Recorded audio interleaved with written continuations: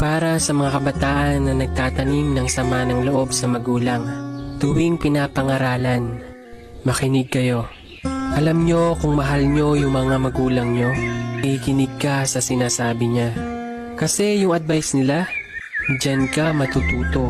Swerte ka kung pinaparana sa'yo ng magulang mo yung pangangaral sa'yo.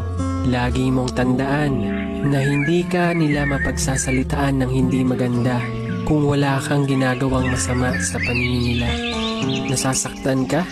Tapos ang tanging paraan na naiisip mo ay lumayas? Bago mo gawin yan, sana ma-realize mo na yung sakit na nararamdaman mo ay doble sa sakit na mararamdaman ng magulang mo pag ginawa mong maglayas. Alam mo kung bakit?